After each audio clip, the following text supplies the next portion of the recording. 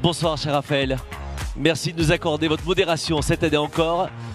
Mesdames et messieurs, soyez les bienvenus. Pierre-Étienne Franck, cofondateur et directeur général d'Hydrogène 24. Marc Ferracci, ministre chargé de l'industrie et de l'énergie. Marie Perrin, chimiste inventeur de Recover. Guillaume Pitron, chercheur associé à l'IRI, spécialiste des matières premières critiques. Et Philippe Keren, le CEO et membre du conseil d'administration de Solvay. Mesdames, messieurs, soyez les bienvenus. On va vous écouter très attentivement pour cette séquence. Et je vais vous inviter dans le public à bien vouloir vous asseoir, s'il vous plaît, pour qu'on puisse écouter attentivement nos invités. Très cher Raphaël, c'est à vous. Merci beaucoup. Ravi de vous retrouver ici sur la terre battue de Roland-Garros, qui est sous nos pieds, évidemment, pour un débat qui met finalement les terres rares à l'honneur et les énergies nouvelles au cœur des enjeux à venir.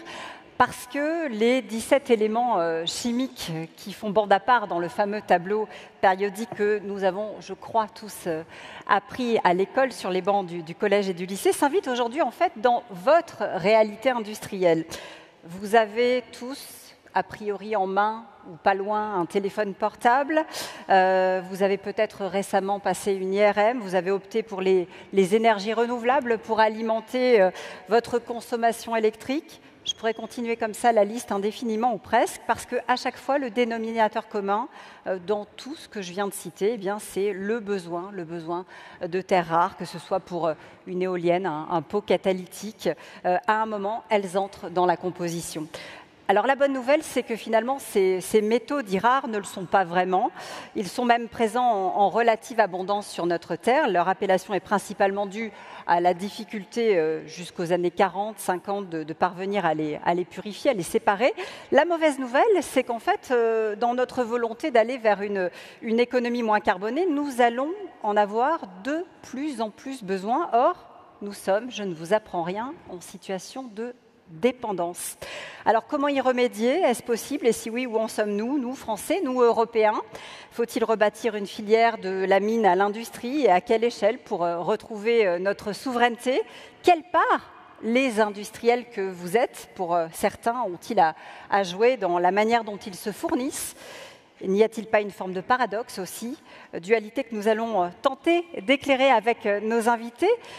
Et les patrons qui sont ici ont tous dans leur feuille de route, je crois, inscrit des objectifs de transition énergétique, 2030, 2050. Nous avons des dates cochées sur le calendrier pour changer de modèle, sortir du fameux modèle fossile et préparer l'après-pétrole. Alors ma première question est pour vous, Guillaume Pitron, vous êtes notre expert. Est-ce qu'on n'a pas un peu, pardon de mettre les pieds dans le plat tout de suite, mis la charrue avant les bœufs? Nous avons totalement mis la charrue avant les bœufs. C'est-à-dire que nous avons envisagé un monde décarboné, et de façon tout à fait légitime et nécessaire. Pour autant, nous n'avons pas prévu, depuis une trentaine ou une quarantaine d'années, les matériaux nécessaires au monde décarboné. Or, un monde bas carbone est un monde haut métaux. Il faut plus de métaux pour émettre moins de carbone, puisque du puits à la roue, je prends cet exemple parmi d'autres, une voiture électrique nécessite 6 fois plus de minerais et métaux qu'un véhicule thermique. Donc la transition vers l'électrique est absolument nécessaire. Pour autant, il y a une intensité matérielle et minérale dans ces technologies vertes, sans mentionner les technologies que vous avez mentionnées dans votre introduction. Or, on n'a jamais pensé à la question de l'extraction et du raffinage de ces matériaux. En fait, on tenait la production de ces matériaux de terres rares, notamment dans le monde occidental, jusque dans les années 80.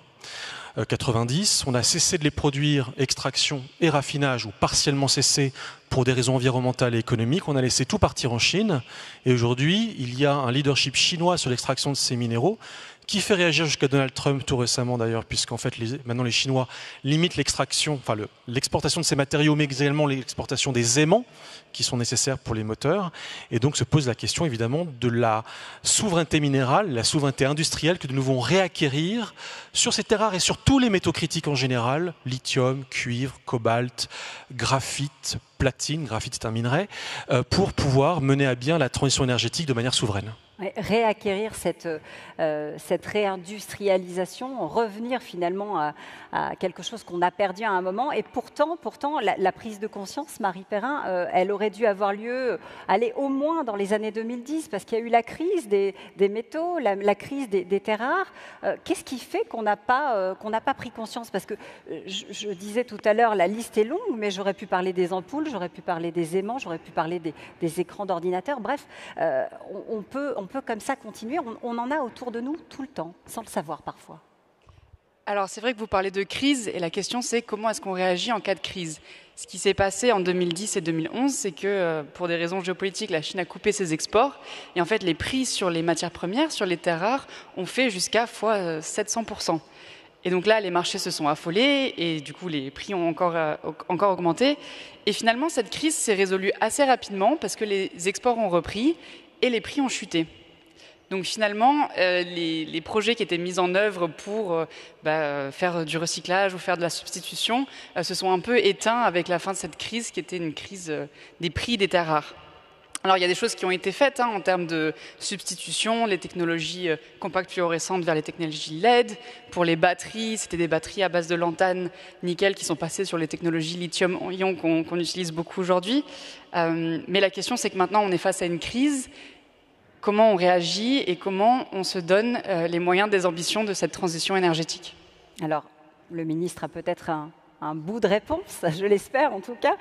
Marc Ferracci, le gouvernement, je crois en 2022, avait demandé un rapport à Philippe Varin sur le sujet. Il y a un appel à reconstruire la filière qui a été lancé. C'est la preuve qu'en tout cas aujourd'hui, la prise de conscience est là et bien là. Comment est-ce qu'on avance aujourd'hui? Comment est-ce qu'on peut encore avancer et, entre guillemets, peut-être rattraper un peu de retard? Bonsoir à tous. Alors, évidemment, la réponse à la question, elle n'est jamais univoque. Il n'y a jamais un seul levier. Au fond, derrière les terres rares, il y a une histoire de dépendance qui vient percuter une autre histoire de dépendance. On essaie de sortir de la dépendance aux énergies fossiles, c'est notre stratégie. On essaye de consommer moins de gaz, moins de pétrole, et donc on investit dans les énergies renouvelables. On développe des filières industrielles autour de ces énergies renouvelables. Ce sont les batteries, ce sont l'éolien, c'est le photovoltaïque. Il y a des projets de photovoltaïque dans notre pays. Et évidemment, ce que l'on ne souhaite pas, c'est substituer une dépendance à une autre dépendance. C'est-à-dire substituer la dépendance aux composants qui sont nécessaires à la construction de ces composants qui fondent les énergies renouvelables à la dépendance aux énergies fossiles. Alors comment on fait ?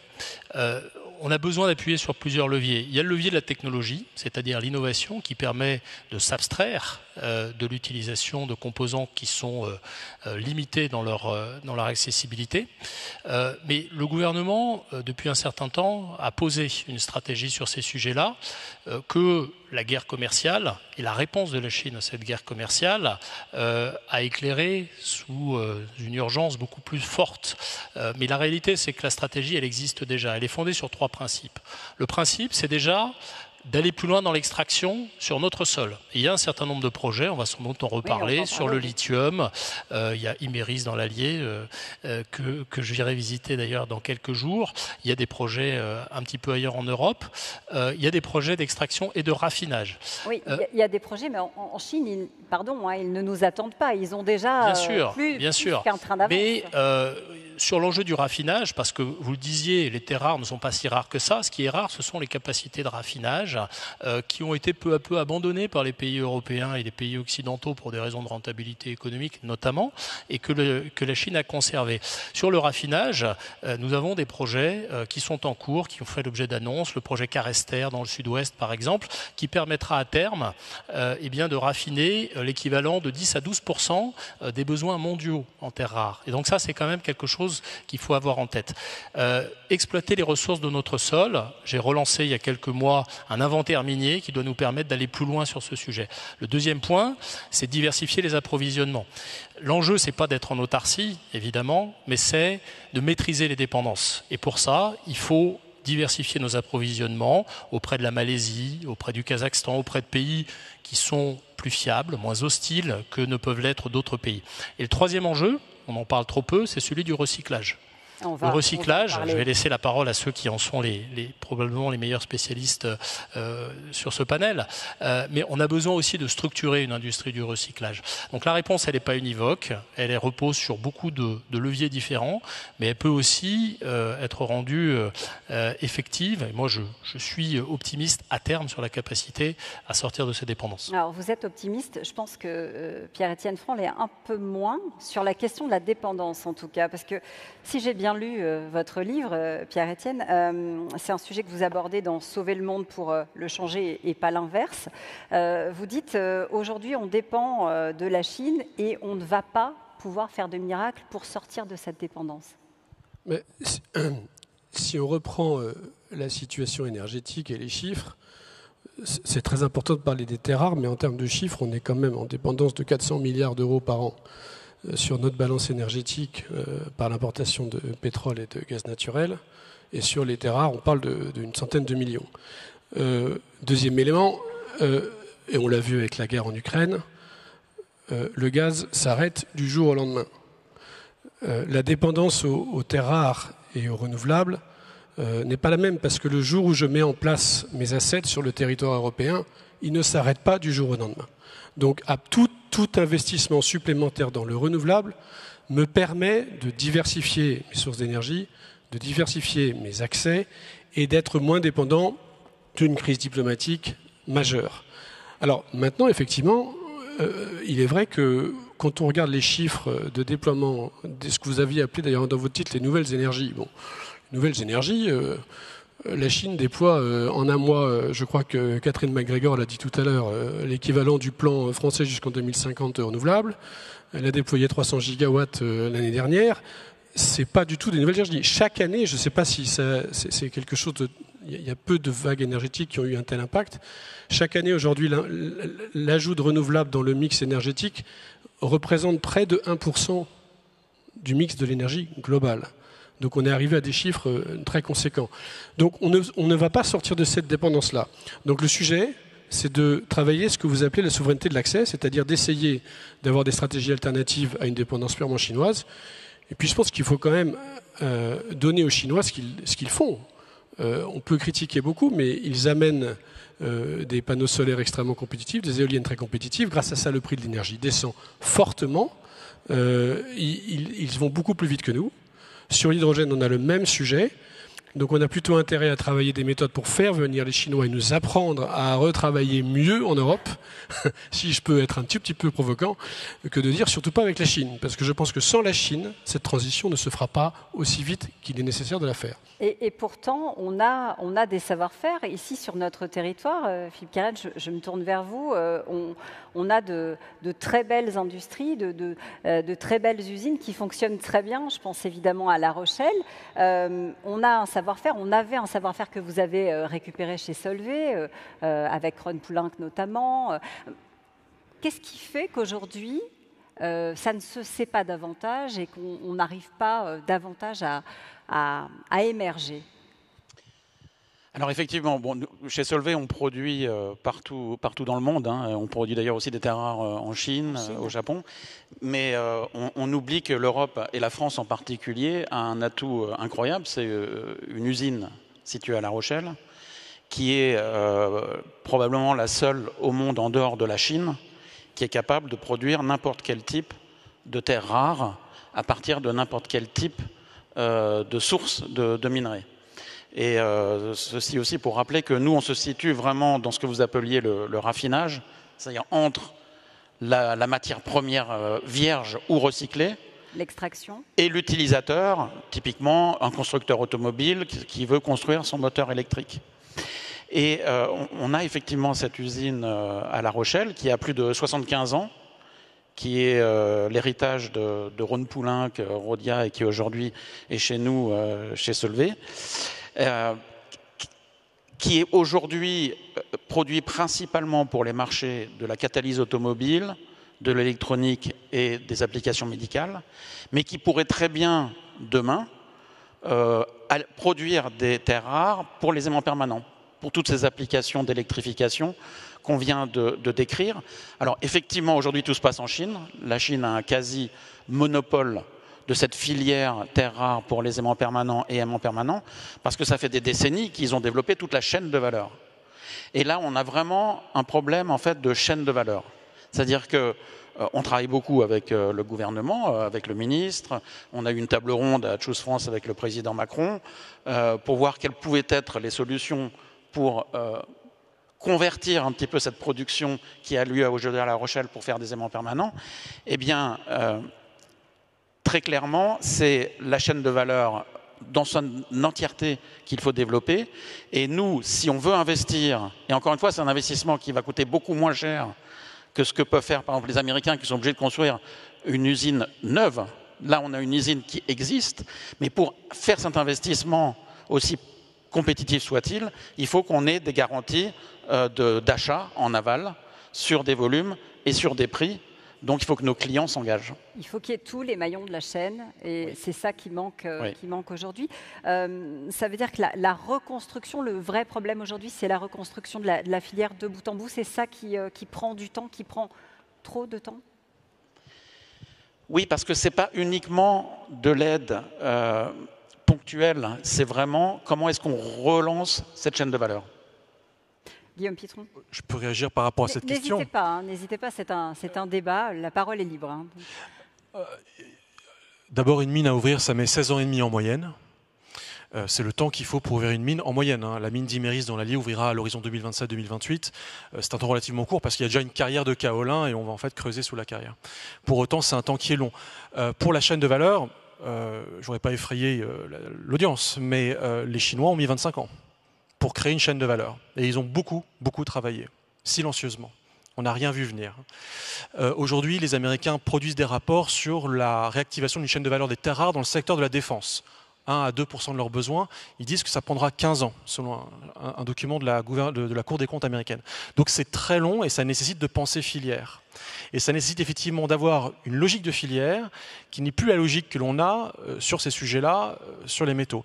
Encore une fois, on limite beaucoup le sujet aux terres rares dans cette table ronde, mais c'est vraiment important de dire que c'est de tous les métaux dont on a besoin. Je veux dire, jusqu'à la Révolution française, on consommait 7 métaux. Aujourd'hui, on consomme la quasi-totalité des métaux de la Thanum d'Elieff, 80. 85. Et puis on consomme sous forme d'alliage avec des propriétés nouvelles. Et derrière chacun de ces métaux, il y a une filière à reconstituer. Alors quelles sont, et ma question s'adresse à tous, hein, quelles sont les solutions? Est-ce qu'on doit faire les choses sur le territoire national? Est-ce qu'on doit penser à l'échelle européenne pour ces nouvelles sources d'approvisionnement? Est-ce qu'on doit, vous avez parlé d'éventuels pays partenaires, nouer de nouveaux partenariats plus sûrs peut-être, que ce soit en Espagne, peut-être vers les pays du Maghreb? Vers qui et vers quoi on se tourne? Allez-y. Il faut effectivement trouver des moyens d'inciter nos clients à acheter de la production régionale, on va dire. Alors bien sûr, il y a une notion de sécurité d'approvisionnement. Il y a aussi une question de prix. On a beaucoup parlé de coûts et de prix aujourd'hui. Nos clients eux-mêmes font face à une concurrence féroce sur leur propre marché, donc ils ne peuvent pas non plus se permettre de surpayer leurs matières premières. Donc il faut qu'on trouve des mécanismes, peut-être de quotas, d'incitation, pour qu'on achète local. Marc Ferracci. Oui, peut-être pour réagir à ça, moi je souscris beaucoup à l'idée qu'il faut raisonner filière. De quoi ont besoin les filières pour se structurer? Elles ont besoin de temps, de visibilité, et en particulier sur les enjeux de demande. C'est pas un hasard, je ne veux pas relancer un débat qui a beaucoup animé le Parlement ces derniers temps, c'est pas un hasard si on essaye de publier une programmation pluriannuelle de l'énergie. C'est pour donner de la visibilité aux acteurs. Dans cette programmation pluriannuelle, il y a des objectifs de production énergétique sur les ENR, mais il y a aussi des objectifs de structuration des filières industrielles. C'est de ça dont on a besoin au premier chef. Ensuite, pour rebondir sur ce que dit Philippe Keren, les incitations, elles existent sur le papier. Maintenant, il faut les faire vivre. Il s'agit d'imposer des clauses de préférence européenne, de contenu local, sur les composants qui viennent s'introduire dans un certain nombre de chaînes de valeur. Aujourd'hui, on a besoin d'introduire des critères au moment de structurer des chaînes de valeur, comme les critères de résilience. La résilience, ça veut dire qu'une chaîne de valeur ne doit pas être pénalisée par par l'interruption de la fourniture d'un composant. On doit introduire des critères comme l'empreinte environnementale. Et on sait très bien que les conditions dans lesquelles sont produites un certain nombre de terres rares, de métaux dans d'autres pays ne sont pas aux standards miniers qui sont sur le territoire français. Parce qu'il faut bien le savoir, en France, la mine, et on parlera peut-être d'acceptabilité sociale, du développement de l'extraction sur notre territoire, la mine, ça n'est plus germinal. Il y a des standards qui sont très élevés. Donc il faut faire valoir ces atouts comparatifs pour, de manière peut-être indirecte, imposer justement ces critères de choix et faire en sorte qu'on choisisse local. Ça veut dire que pour se battre à armes plus ou moins égales avec la Chine, on pourrait envisager cette préférence européenne. À quel horizon, si on se projette ? Cette préférence, elle est déjà dans les textes européens, oui. Dans un texte en particulier qui s'appelle le Net Zero Industry Act. Oui, elle est écrite, pardonnez-moi, elle est écrite, mais je ne la vois pas dans la réalité. La question, c'est celle de sa mise en œuvre effective.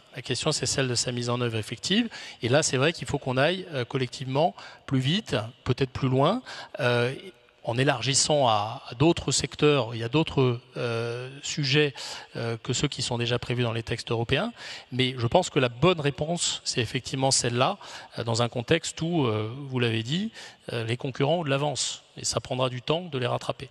Pierre-Étienne Franc, puis Guillaume Pitron. On est sur des sujets critiques pour notre souveraineté énergétique, critiques pour partie pour nos enjeux de défense, critique pour le bilan économique et commercial de la France et de l'Europe.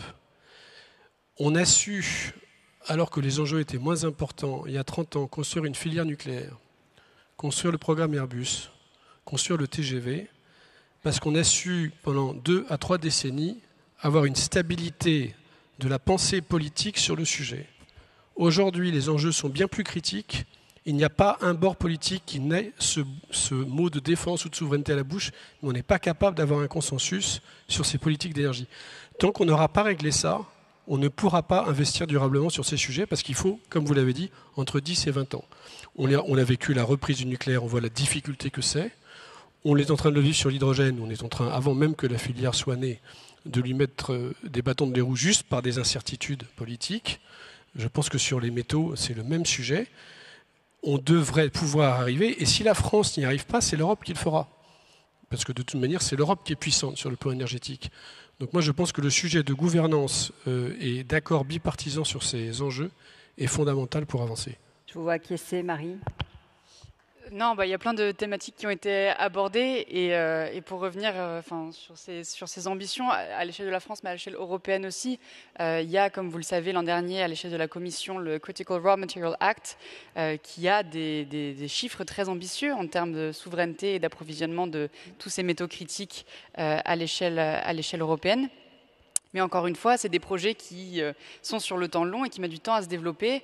Et il faut continuer à pousser la recherche et le développement, les industriels français sur le raffinage, mais aussi sur la manufacture de produits finis, parce que finalement, il y a eu une certaine invisibilisation de l'utilisation de ces métaux quand la production s'est exportée en Chine. Et finalement, il y a beaucoup d'industriels aujourd'hui qui utilisent des terres rares, mais à travers des produits manufacturés, donc sans forcément avoir pleine conscience de cette dépendance-là aussi. Donc encore une fois, il faut réunir tous les acteurs de la chaîne de valeur, réussir à identifier où se trouvent ces métaux et comment est-ce qu'on peut sécuriser l'approvisionnement à toutes les échelles de cette chaîne de valeur. Guillaume Pitron. Je rejoins ce que vous dites, Marie. Les chiffres, c'est donc du plan de la Commission européenne. À l'horizon 2030, ce ne sont pas des objectifs contraignants. Pour autant, à l'horizon 2030, il faut que l'on extrait 10% de ce que l'on consomme de notre territoire. Il faut que l'on raffine 40% de ce que l'on consomme des pays 27. Donc ça veut dire que le delta, c'est des métaux qu'on va devoir aller chercher ailleurs, en espérant que des pays africains, sud-américains, asiatiques seront d'accord pour nous vendre leur matière non raffinée pour qu'on fasse de la valeur ajoutée avec. Donc ça crée un immense sujet diplomatique passionnant. Et le troisième objectif, c'est 25% de ce que l'on consomme doit provenir du recyclage. Donc en fait, pour continuer dans le sens de ce que vous avez dit, Monsieur le Ministre, en fait, la préférence européenne n'est possible qu'à la hauteur de ce que l'on peut produire. Et donc ce sont les objectifs de production qui sont annoncés, qui sont ambitieux, qui sont à relativement courte échéance, on parle d'ici 5 ans. Pour autant, ce ne sera jamais évidemment 100%, donc comment va-t-on ensuite pouvoir organiser cette préférence européenne à des coûts qui soient compétitifs dans le cadre de ces objectifs? Et j'ajouterai juste, mais je vais m'arrêter là, ça sont des objectifs, mais ensuite, vous les industriels qui êtes dans ce stade, sur ce cours, vous consommez ces matériaux. Vous ne le savez pas forcément, ou vous le savez. Mais à N-1, vous avez un jour un industriel, un sous-traitant qui vient voir et qui dit « je n'ai plus d'aimants de terre rares, j'en ai plus ». Et puis il va venir voir demain, il va vous dire « je n'ai plus de magnésium, parce qu'en fait c'est moins N-2 à moi qui est votre N-3 qui n'en a plus ». Alors d'abord, vous ne savez pas ce que c'est que le magnésium, pas forcément, vous ne savez pas à quoi ça sert. Vous ignoriez même que vous aviez un sous-traitant à N-3 qui avait une problématique d'approvisionnement. Donc la question, c'est comment est-ce qu'on décline opérationnellement pour vous ces sujets-là? Alors, c'est intéressant ce que vous dites, parce que est-ce qu'il faut, je vais prendre un exemple tout bête, hein, comme sur les paquets de cigarettes par exemple, avoir une sorte de traçabilité pour réveiller les consciences, essayer de montrer aux gens qui consomment le produit fini, finalement d'où ça vient et quelles sont les étapes précédentes, voire les sources d'approvisionnement qui parfois se trouvent à l'autre bout de la planète. Est-ce que ça peut faire partie d'une option qu'on pourrait envisager? Oui, ça peut être effectivement intéressant d'avoir des labels, etc. Mais ce qu'il faut surtout, c'est, ce qui compte pour nos clients, et encore une fois, la chimie, c'est un peu l'industrie des industries, donc on a affaire à tout type de clients industriels, c'est la compétitivité, la sécurité d'approvisionnement et l'empreinte environnementale. Donc c'est sur ces sujets-là qu'il faut qu'on soit très fort. Mais je voulais rebondir sur le fait que ça prend du temps effectivement de construire ces filières. C'est vrai qu'on va pas, l'Europe ne peut pas rattraper rapidement le retard qu'elle a pris sur certaines filières. On parle des terres rares, c'en est un exemple par rapport à la Chine. Mais encore une fois, on a un site en France qui est capable très rapidement, quand je dis très rapidement, c'est pas 5 ans ou 10 ans, c'est plus rapide que ça, de produire l'équivalent de 30% de la demande européenne en terres rares pour les aimants permanents. Alors au début, on ne pourra pas faire que du recyclé. Aujourd'hui, on a commencé un petit peu de produire quelques tonnes de terres rares pour les aimants permanents depuis le mois d'avril de cette année, mais c'est une production qui est marginale, c'est juste pour montrer que ça fonctionne. On n'utilise que des terres rares recyclées. On ne va pas atteindre 30% du jour au lendemain qu'avec de la matière recyclée, mais petit à petit, on va le faire. Parce qu'on va avoir des moteurs en fin de vie, etc. Donc, je suis beaucoup plus positif, je dirais, que ce qu'on peut entendre parfois. Je pense qu'une filière peut redémarrer. Par contre, c'est vrai qu'il faut l'initier. Il faut vaincre un petit peu cette énergie d'activation pour lancer le processus. Oui, on n'est pas les seuls à y penser en Europe. Je veux dire, les Américains y réfléchissent. Ils ont des mécanismes de prix plancher pour rendre les projets possibles. Voilà, il ne manque pas grand-chose pour que ça marche. Et il ne manque pas grand-chose, mais il faut aussi une prise de conscience parce que je crois que le surcoût, il est de l'ordre de 20%, je ne dis pas de bêtises, si on produit ici en France. Comment est-ce qu'on va dire aux industriels acheter européen, acheter français je me trompe, monsieur le ministre? C'est cet ordre-là, le surcoût. Quand on structure une filière et quand on fait émerger une filière, on paye les coûts d'apprentissage, on paye l'acquisition d'économies d'échelle et forcément, dans une période de transition, on peut être plus cher. Mais j'insiste sur ce point, sur mon point initial. Le prix de la dépendance, on le voit surgir. La Chine octroie des licences d'exportation, je ne veux pas dire au compte-gouttes, parce que les derniers chiffres que j'ai sont raisonnables. À peu près une licence sur 2, voire 2 licences sur 3 sont octroyées dans des délais raisonnables sur les terres rares. Mais la réalité, c'est que ça crée quand même de l'incertitude. Ça a un coût. Et dans le calcul économique globale, c'est-à-dire dans la stratégie industrielle globale, on doit tenir compte de ce coût-là, de ce coût de l'incertitude, de ce coût de la dépendance. Donc voilà, je ne suis pas à la place des industriels pour faire leurs calculs économiques et pour faire leur choix d'approvisionnement. Je veux dire quand même que ce sujet de l'approvisionnement, il est critique. Moi, je réunirai d'ailleurs les filières qui sont utilisatrices de terres rares d'ici le mois d'octobre pour discuter et pour évaluer avec elles leurs difficultés d'approvisionnement et pour essayer de trouver des solutions. Mais ici, on a besoin d'avoir une stratégie qui tienne compte, on va dire, du cadre global de manière dynamique avec la dépendance et son coût. Vous parlez de stratégie, je voudrais que vous gardiez le micro parce que des projets stratégiques, il y en a au niveau européen qui ont été identifiés. Il y en a, je crois, en France 9 qui ont été ciblés. On en est où? On avance comment? Est-ce qu'on est dans le bon tempo, justement? Oui, on a, comme je le disais tout à l'heure, on part pas de rien. Et c'est ce que disait Philippe Keren aussi. On part pas de rien. Il y a un certain nombre de projets qui sont soutenus par l'État. Il y a quelques semaines, quelques mois maintenant, le Premier ministre était dans le Sud-Ouest pour inaugurer le projet Carester, dont je parlais tout à l'heure, qui est une usine de raffinage qui vise à couvrir l'équivalent de 10% de la demande mondiale dans un horizon qui est raisonnable, hein, c'est 2030. Donc on est ici dans des temporalités qui ne sont pas à 15 ans ou 20 ans. On a un certain nombre de projets qui sont déjà aboutis. Donc l'enjeu ici, c'est d'arriver à articuler ça à la stratégie européenne et à faire en sorte que nos objectifs qui sont fixés par le Critical Material Act en particulier trouvent une réponse dans des projets concrets. Mais encore une fois, je pense qu'on a aujourd'hui un cap qui n'a pas été fixé dans les dernières semaines et les derniers mois et sur lequel on peut s'appuyer. L'autre levier sur lequel on peut compter, l'autre pied finalement, c'est le recyclage. Hein. Marie, vous en êtes un exemple. C'est une des briques qui est importante à mettre en place. Vous parlez, je crois, de concept, j'aime bien ça, de mine urbaine. Ça veut bien dire ce que ça veut dire. Ça veut dire qu'on a déjà la ressource en attendant effectivement qu'on puisse rouvrir certaines mines et qu'on puisse recommencer à exploiter. Alors, je peux toucher sur le recyclage, mais je voulais rebondir sur ce qui a été dit précédemment. Je pense que c'est important de mettre en valeur ici que le raffinage de ces métaux, alors des métaux en général, mais des terres rares plus particulièrement, c'est une prouesse industrielle. Et en France, on a une histoire de la chimie qui est fascinante, qui va de la découverte de ces éléments jusqu'à avoir un site comme La Rochelle, qui est absolument unique au monde.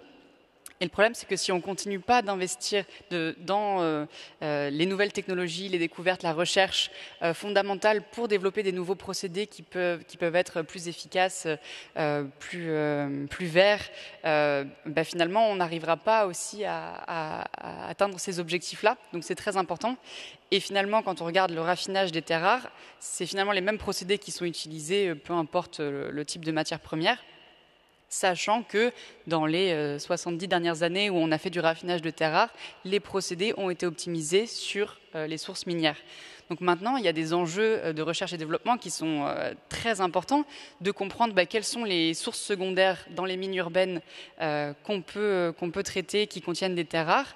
Et comme c'était des enjeux qui n'étaient pas pris en compte précédemment, finalement, il faut étudier toute la filière du recyclage, comprendre quels sont les éléments qui ont des concentrations qui sont parfois bien plus supérieures aux concentrations qu'on a dans les mines naturelles.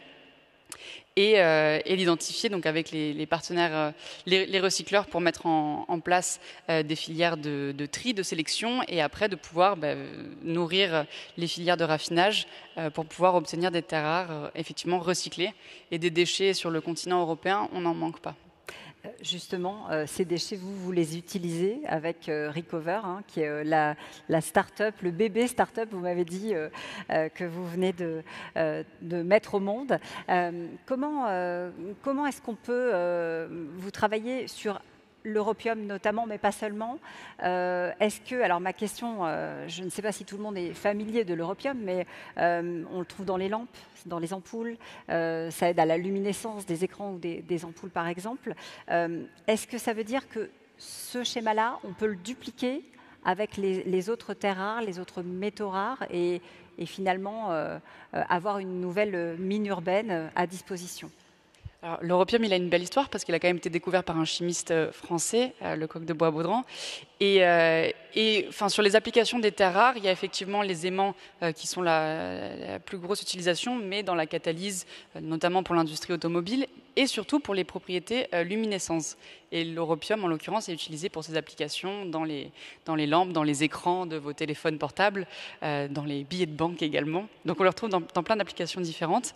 Et l'idée, c'est ce que je disais précédemment, c'est qu'une méthode de raffinage et de séparation, il faut qu'elle soit adaptée à l'entrant.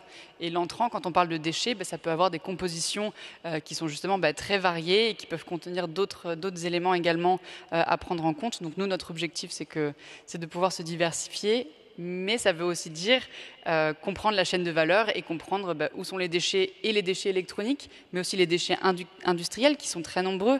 Des terres rares, on en retrouve dans la production de l'aluminium, dans la production des produits à base de phosphore. Donc finalement, il y a plein de filières qui n'ont pas encore été exploitées pour valoriser les déchets qu'on produit aujourd'hui.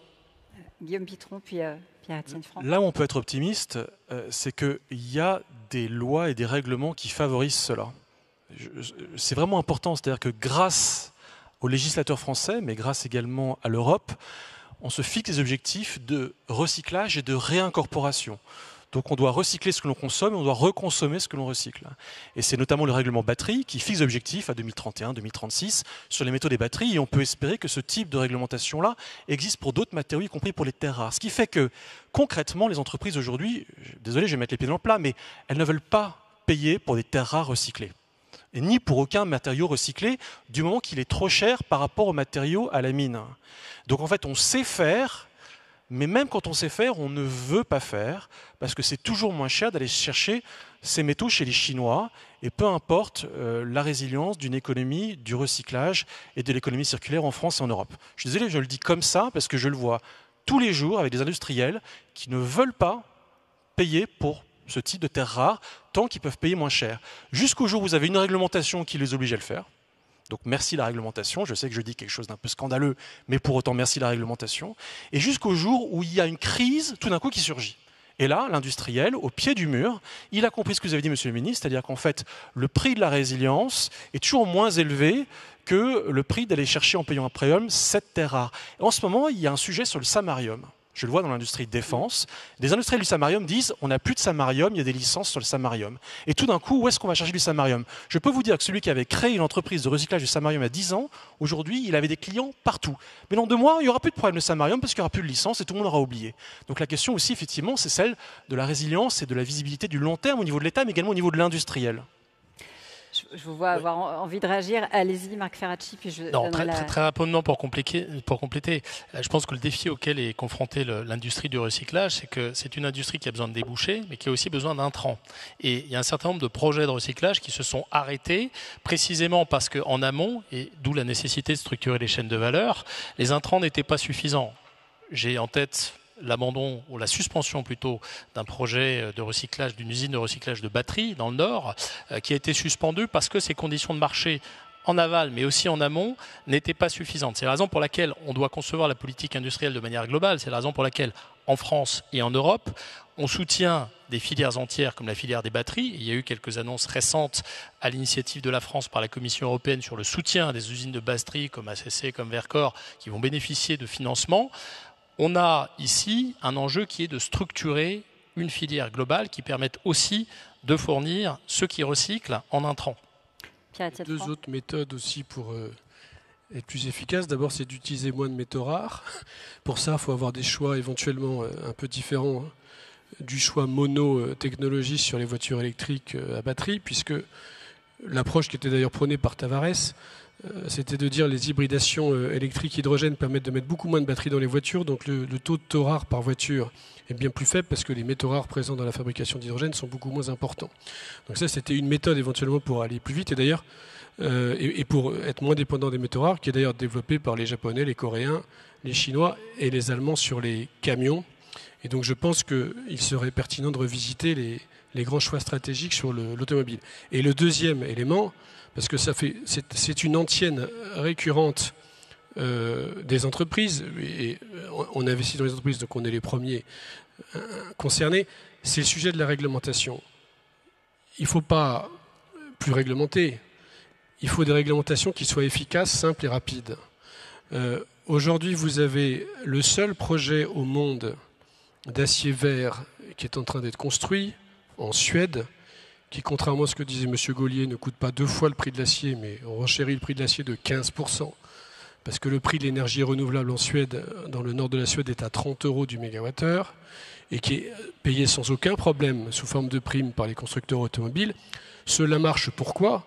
Parce qu'il y a une réglementation sur le bilan carbone global des constructeurs automobiles et parce qu'il y a le CBAM. Et un CBAM qui protège contre l'importation d'acier carboné.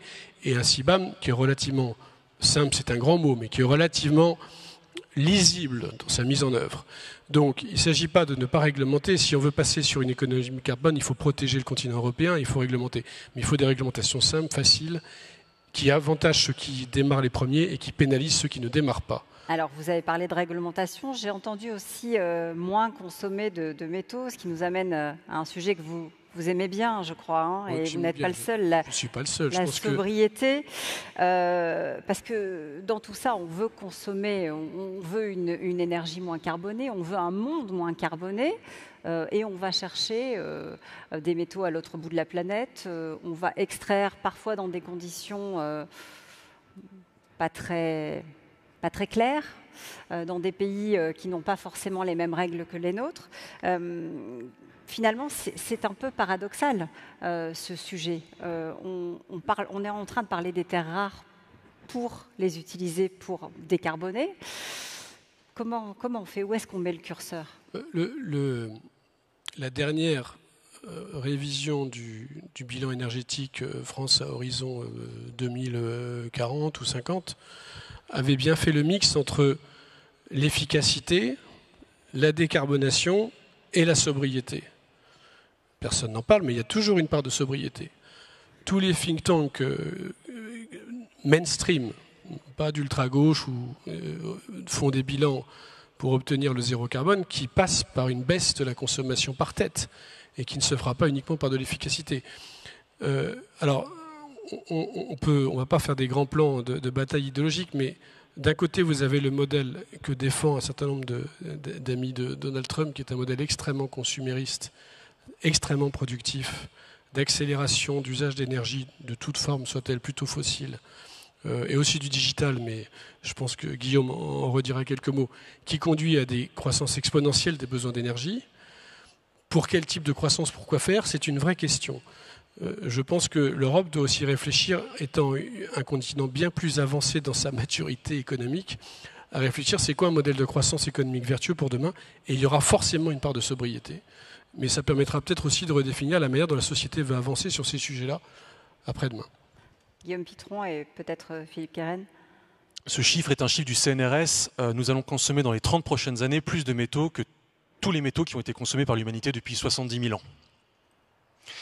Et la transition énergétique accélère cette tendance. Elle ne la freine pas, elle l'accélère. Donc c'est vrai que j'adore ce mot sobriété, mais je ne sais pas comment l'appliquer concrètement. Quand j'en parle dans les entreprises, j'ai cofondé une société d'intelligence minérale, Psyché 16, quand on prononce le mot sobriété, je crois que c'est le mot le plus nébuleux du rendez-vous. Le mot sécurisation des approvisionnements, connaissance de sa chaîne de valeur, quels sont les métaux critiques pour moi, économie circulaire recyclage, pour l'étonnement, la moitié des cas de figure, c'est la question de l'économie du recyclage. Mais sobriété, je ne vois pas où il est. Alors, on parle souvent de substitution, ce qui peut être une sorte, pas de synonyme, mais enfin de succédané de la sobriété, au sens où certains matériaux très intensifs en énergie pour leur extraction, parce que très dilués dans l'écorce terrestre, peuvent être remplacés par d'autres matériaux qui, eux, sont plus abondants. Typiquement, la batterie nickel, manganèse, cobalt, qui se passe de cobalt et de nickel, et on vient remplacer notamment cela par du fer et des phosphates. Et le fer est un métal abondant. Donc on remplace certains besoins par d'autres besoins, mais on ne va pas consommer moins de fer, on va ne faire que consommer davantage de fer. Donc il peut y avoir, à mon avis, davantage de consommation corrélée avec un moindre impact environnemental. Ça, je peux l'envisager, mais pas avec une moindre consommation de métaux dans des voitures électriques et connectées, pour lesquelles nous avons vendu un monde virtuel qui n'est tout sauf virtuel. Les matériaux connectés sont les matériaux et les puces électroniques sont les objets les plus matériaux intensifs de l'histoire de l'humanité, toutes ces deux transitions qui vont ensemble, la verte et la virtuelle, censément virtuelle, nous emmènent vers un monde qui est peut-être bas carbone, et je l'espère, mais certainement un monde haute matière, un monde dans lequel on fera des bilans matière et dans lequel les entreprises feront leur bilan matière, comme elles font leur bilan carbone aujourd'hui. Et à mon avis, c'est le prochain enjeu. Donc, dans ce cadre-là, voilà, je m'interroge sincèrement sur la faisabilité, la réalité de ce mot à courte échéance. Oui. Juste une phrase. Vous allez l'expliquer encore mieux que moi, c'est que toutes les entreprises sont quand même concernées par la sobriété quand elles cherchent à réduire leur consommation d'énergie. Donc c'est quand même la base de toute la performance énergétique des entreprises électro-intensives. Ouais.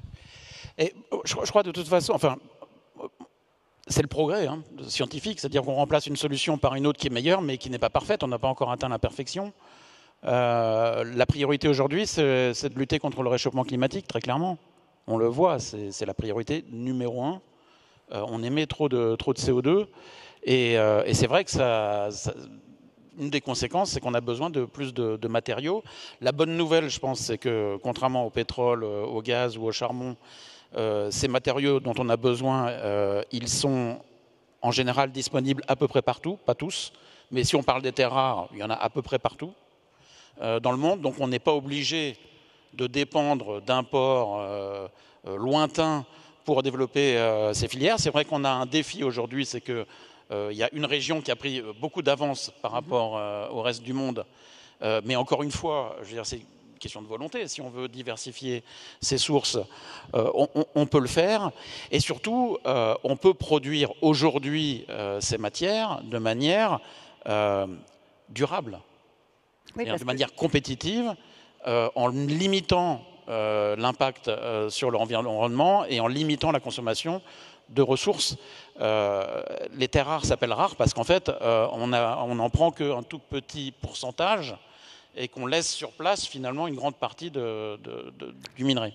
Ça veut dire qu'il y a urgence à mettre notre modèle européen réputé plus propre au monde, le plus propre au monde en place, et qu'en même temps, il faut travailler à une extraction durable avec peut-être des nouveaux procédés. Oui, je pense qu'il y a un sujet qui fait surgir cette opportunité, cette bonne nouvelle qu'évoque Philippe Kehren. C'est le sujet de l'acceptabilité quand même. Parce que quand on est un responsable public, que ce soit au niveau national ou au niveau local, et que sur un territoire se concrétisent des potentialités d'extraction, on est aujourd'hui confronté de manière souvent légitime à des réticences parfois vives sur le principe même de l'extraction.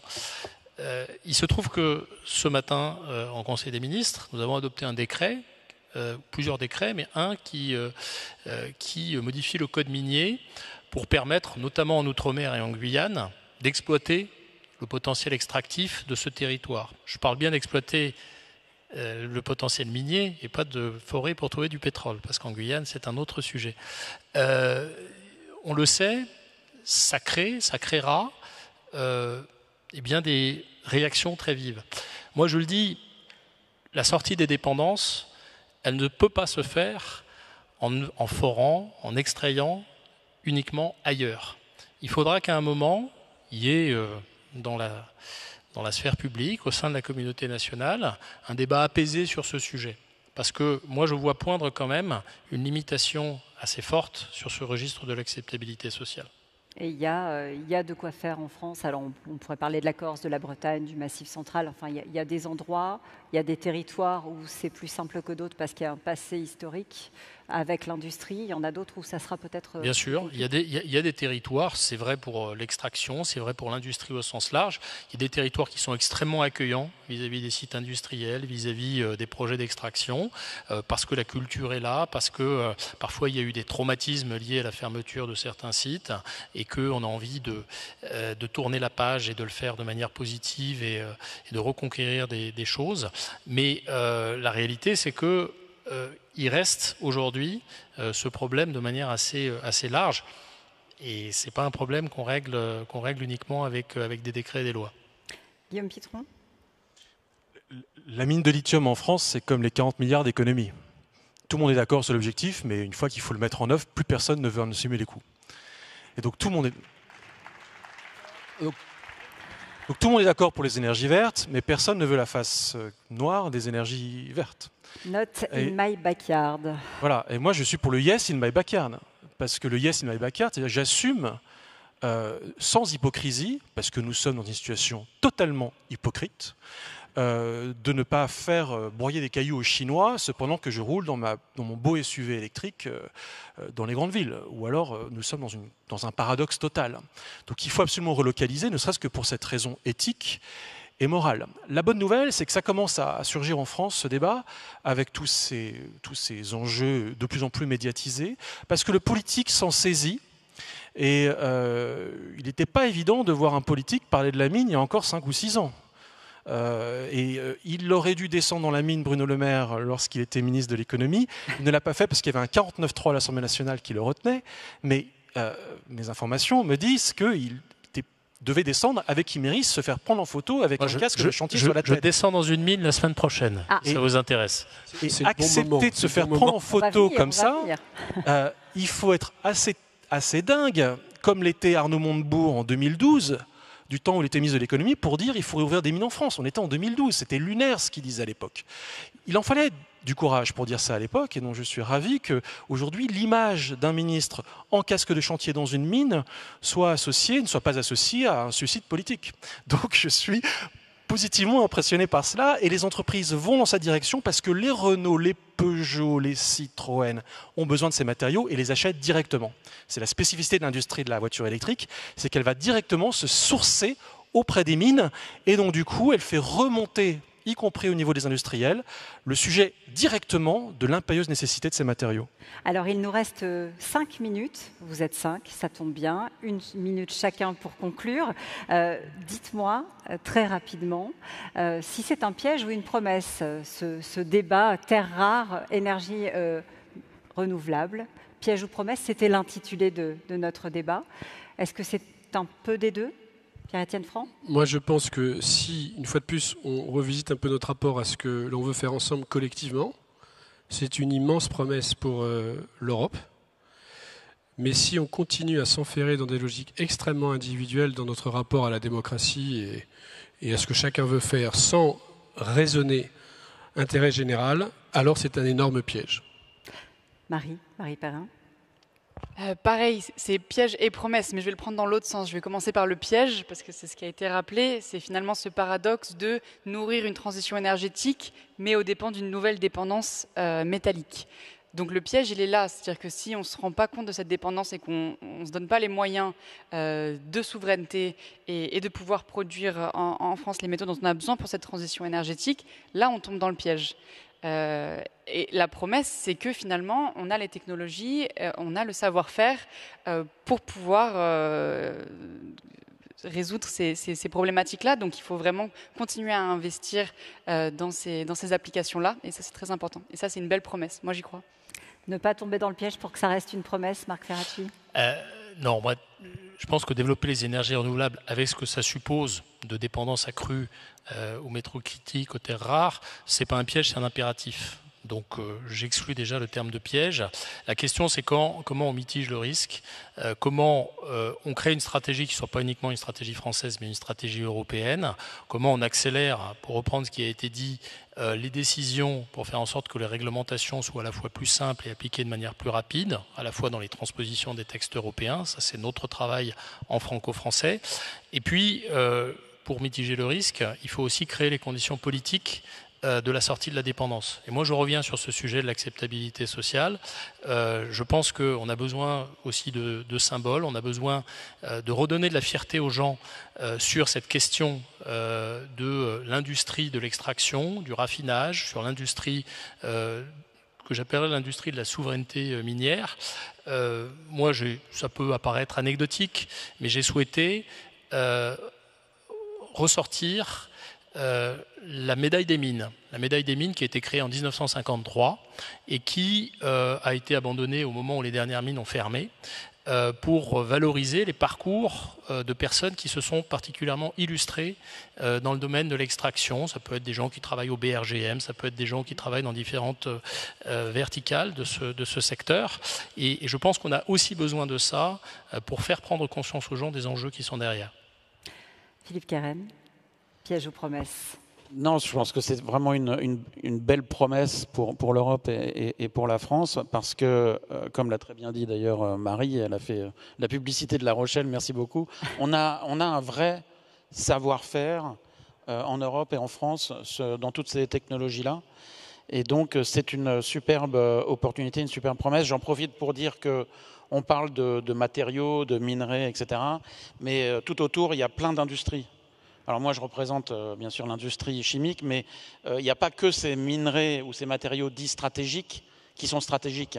On a par exemple besoin de carbonate de soude pour produire du lithium. On a besoin de plein de matières, d'éléments chimiques pour développer toutes ces nouvelles filières. Donc il faut aussi s'assurer que l'industrie reste en France, que l'industrie reste en Europe. Et on se bat tous les jours pour ça, au niveau français, au niveau européen, pour qu'on ait une bonne compétitivité, tout en faisant notre transition et en même temps avoir une concurrence loyale avec le reste du monde. J'ai commencé par vous, je termine par vous, Guillaume Pitron. C'est une promesse si les terres rares et tous les autres matériaux de la transition énergétique sont extraits proprement, en tout cas pas salement, s'ils sont recyclés, s'ils sont substitués, s'ils sont éthiques, et puis surtout si cela est permis dans un laps de temps relativement court. Parce que ça va très vite, les Chinois avancent très vite sur ces sujets-là, les Américains avancent très vite sur ces sujets-là. L'Amérique de Trump est particulièrement focalisée, comme elle n'a jamais été, sur ces enjeux de terres rares. Le Pentagone investit massivement sur ces enjeux-là pour pouvoir garantir la souveraineté de l'industrie de défense américaine. Donc il y a aussi une question de temps à intégrer là-dedans. Il faut aller vite. Merci beaucoup. Merci à tous les 5 d'avoir conclu cette journée de débat ici à la REF. Merci très cher Raphaël pour votre talent ici. Merci mesdames et messieurs, merci monsieur le ministre. L'Office de tourisme de La Rochelle vous remercie évidemment pour la publicité qui a été faite. Et monsieur le ministre a eu l'image, peut-être que l'on attendait l'actualité. On ne sait pas à quoi il faisait référence. Il dit la semaine prochaine je descends dans une mine. On ne sait pas si c'est avant ou après le 8. Merci beaucoup monsieur le ministre.